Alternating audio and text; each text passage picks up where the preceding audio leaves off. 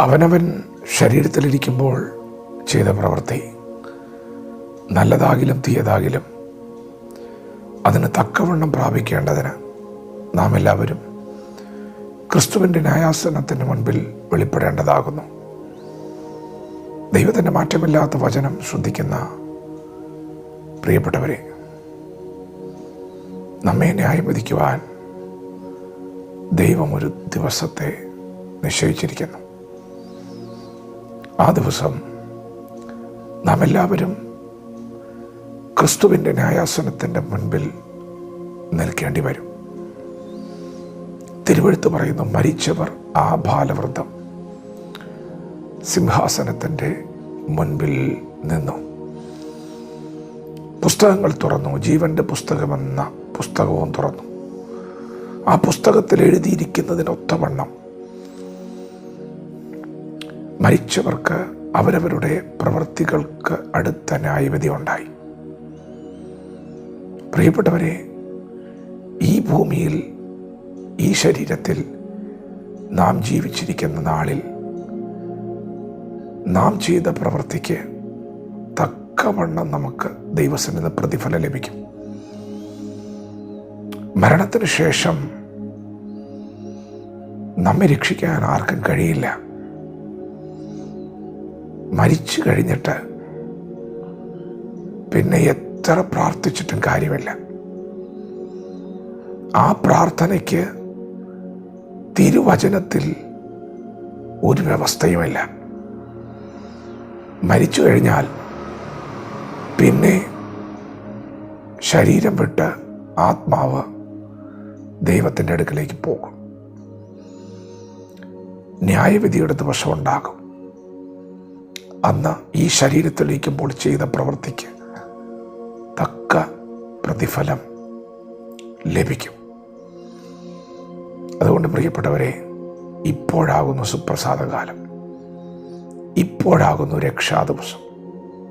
ഇപ്പോൾ നിങ്ങൾ കേട്ടുകൊണ്ടിരിക്കുന്ന ഈ പകൽ നിങ്ങൾ തെറ്റുപറ്റിപ്പോയി എന്നോട് ക്ഷമിക്കണമേ ദൈവമേ എന്ന് പറഞ്ഞാൽ ദൈവം നമ്മുടെ പാപങ്ങളെ പോക്കി നമ്മെ ശുദ്ധീകരിപ്പാൻ നീതിയുള്ള ദൈവമാണ്, വിശ്വസ്തനായ ദൈവമാണ്. മരണത്തിന് ശേഷം നമുക്ക് വേണ്ടി ആര് പ്രാർത്ഥിച്ചാലും കാര്യമില്ല. അതിനൊരു തെളിവുണ്ട്. യേശു പറഞ്ഞു, 2 മനുഷ്യരുണ്ടായിരുന്നു. ഒരാൾ ധനവാൻ, മറ്റൊരാൾ ധനവാന്റെ പടിപ്പുരയ്ക്കിൽ കിടന്ന ലാസർ. ധനവാൻ സമ്പന്നനായിരുന്നു, ലാസർ ദരിദ്രനായിരുന്നു.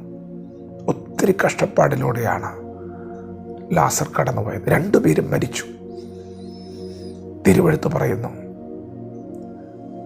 ലാസർ മരിച്ചപ്പോൾ സ്വർഗത്തിൽ ദൂതന്മാർ വന്നു ലാസറിനെ അബ്രഹാം പിതാവിൻ്റെ മടിയിലേക്ക് കൊണ്ടുപോയി. എന്നാൽ ധനവാൻ മരിച്ചു അടക്കപ്പെട്ടു. അവൻ യാതന സ്ഥലത്തേക്ക് പോയി എന്ന് എഴുതിയിരിക്കുന്നത്. പ്രിയപ്പെട്ടവരെ, യാതന സ്ഥലത്തേക്കാണ് പോയത്. ഇനി ആ മനുഷ്യനെ സ്വർഗത്തിലെത്തിക്കാൻ കഴിയില്ല. യാതന സ്ഥലത്ത് കിടക്കുന്നവൻ പോലും പ്രാർത്ഥിച്ചു ദൈവത്തോട്. ഒരിറ്റു വെള്ളം പോലും കിട്ടിയില്ല. ജീവനോടിരിക്കുമ്പോൾ നാം ചെയ്ത പ്രവൃത്തിക്ക് പ്രതിഫലമുണ്ടാകും. മരിച്ചവർക്ക് വേണ്ടിയുള്ള പ്രാർത്ഥന അത്